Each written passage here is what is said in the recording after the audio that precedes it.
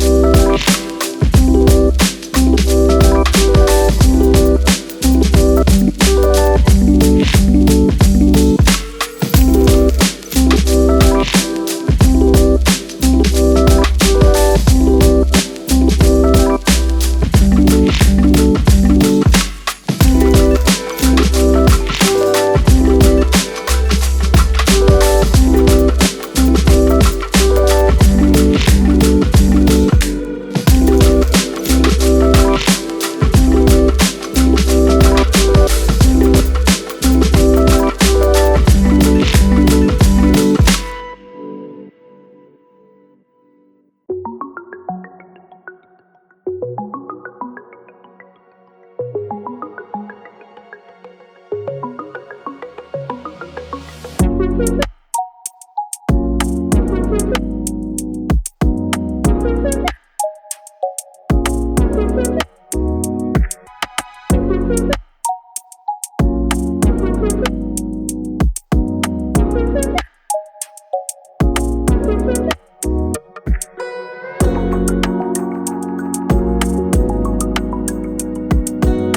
gonna show you guys the toilet. This might seem a little random, but I don't know about you, but I had never seen a toilet like this. Okay, so it just looks like a regular toilet, right? But because we are in Asia, a lot of the time they don't use toilet paper only.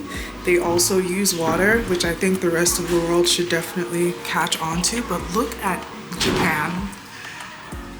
And so you push this button, it gets your butt. You push this one, it gets your front. And you can even add like privacy sounds. Isn't that crazy? But yeah, I just feel like I really like this airport because everything is so thoughtful. And then this is what you do to flush. You don't have to actually touch anything that everybody else is touching. Oh, and the toilet seats are warm as well.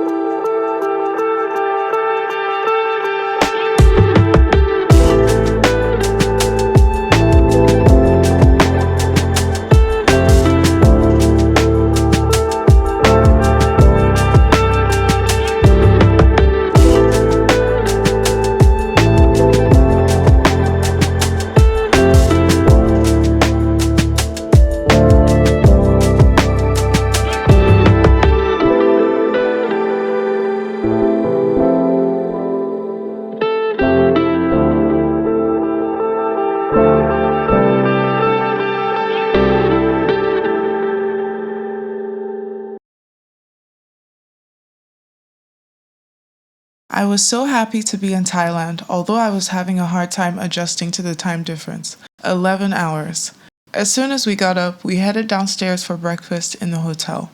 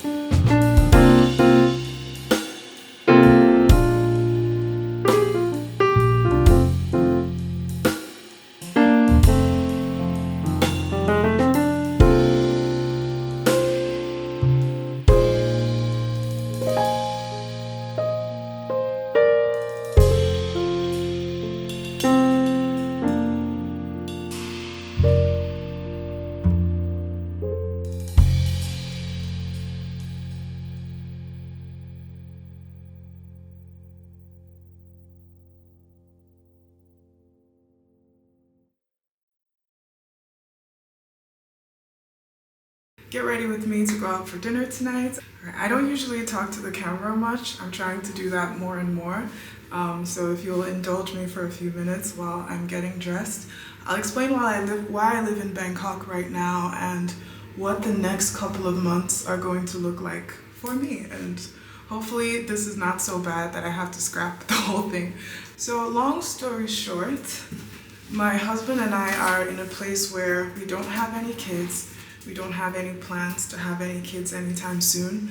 And we just had a realization that we truly didn't need to keep going as hard as we were. We've worked for a long time, we've worked hard for a long time, and we just decided to give ourselves the time and the chance to do something that we've talked about for such a long time. We've just always talked about it, but now we can actually travel the world and do all these things that we've really wanted to do. So that's very exciting. So we are gonna take these next couple of months just to enjoy ourselves, to travel.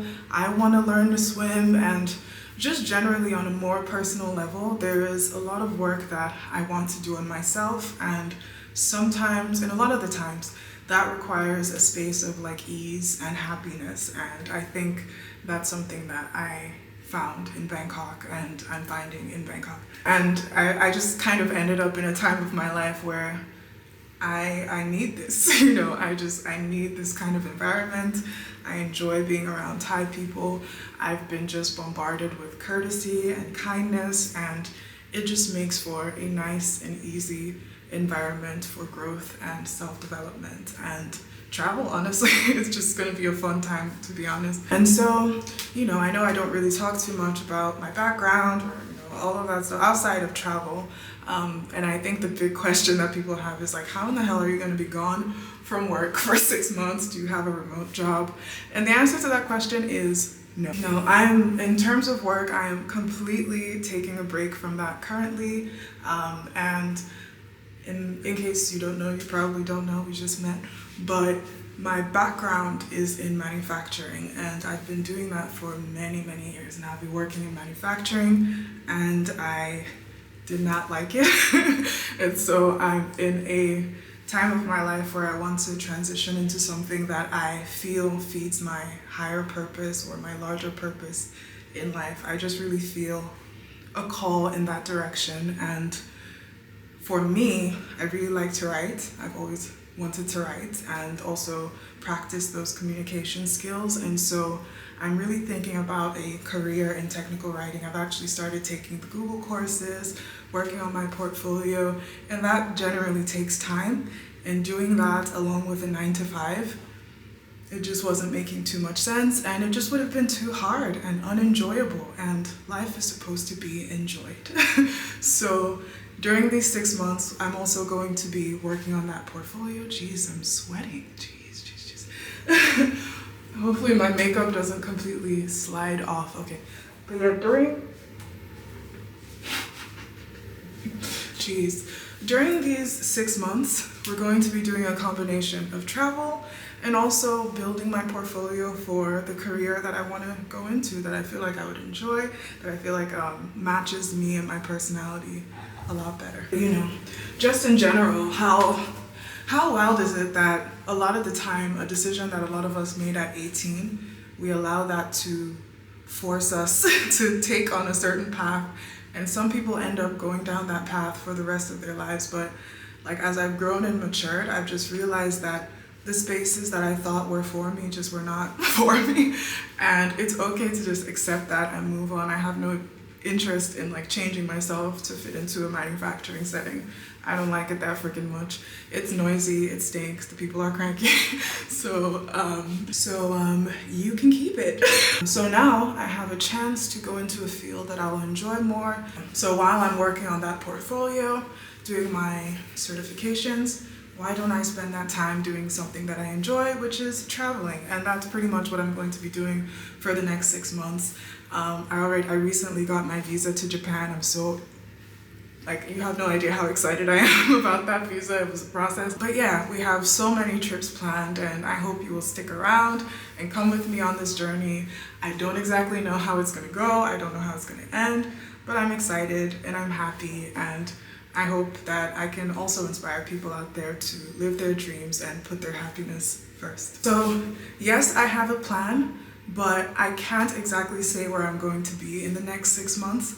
And there is a degree of freedom in that. But even with the stress of moving countries and planning these trips and all of that stuff, I can genuinely say that right now is the happiest I have ever been in all 29 years of my life. And so I'm going to take it as a sign and keep going in this direction of travel, expressing myself using vlogging, and also pursuing careers that I know that fit me better than the decision that I made at 18 years old to study mechanical engineering. Like, just because you like math doesn't mean you're gonna enjoy a manufacturing environment. So with all the travels that I'm gonna be going on and the adventure of moving to Bangkok and settling in, it just felt like the right time to start a YouTube channel and learn to vlog. And I've really been enjoying vlogging. So yeah, that's the next 6 months of my life. So yeah, let me know in the comments, have you ever moved to a new country? What was that change like for you? Have you ever changed careers? I think I want to know who the over 100 people that are following me are and what they're like.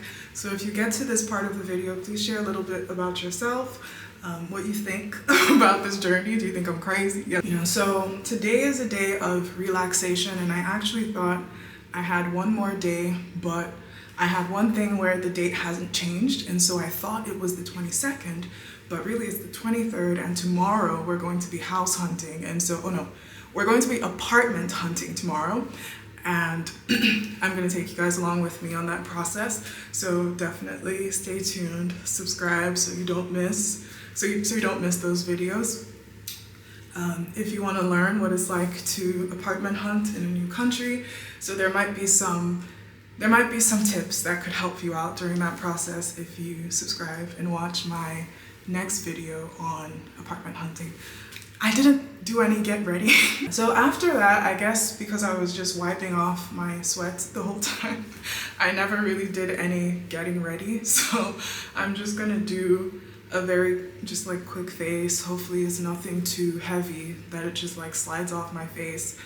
Geez, I really need to learn how to do makeup in hot countries. If you have any tips, please, that's what I really need in the comment section, is tips on how to not let my face slide off when I'm walking around, because it's a struggle. So I'm just gonna do a quick face and then we will be out for dinner. If I were to choose to live my life over again, I wouldn't live it in this way. Do you know Winnie the Pooh? Yeah. Okay. Not personally. No. The book. The end of that book would bring tears to my eyes for years. Christopher Robin has to go to school, and he's telling his friends, the toy animals, that he won't be able to play with them so much anymore. And what I wasn't aware of when I went to medical school and when I was a physician is how driven I was to justify my existence in the world. I wish I hadn't worked so hard. When you're driven to work too hard, you actually ignore what matters. And what matters is what you were telling me last night about how every summer you take a bunch of weeks away from your podcast and you just spend time enjoying your kids and your wife and your family. I didn't do that. I always felt I had to keep working. And the book ends with the statement, and whatever they do or wherever they go in the enchanted forest, the little boy and his bear will always be playing together. And that phrase would bring tears to my eyes for years. People sacrifice their playfulness, their joyfulness, being driven by unconscious needs to validate your existence. And where does that come from? Again, that comes from childhood trauma. Play is so important, and joy is so important. In that sense, we can always keep playing in the enchanted forest, and that's just essential, I think.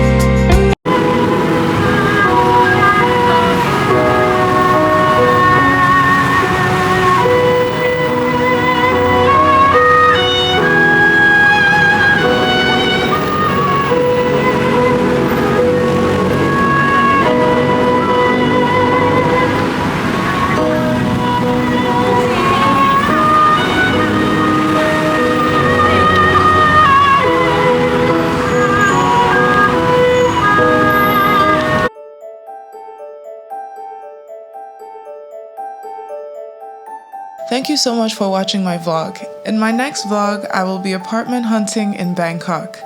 And let me tell you, it was such a journey and I hope you'll enjoy it. After that, I go on my very first trip, which I'm really excited about. Like and subscribe for more. Thank you so much. Bye!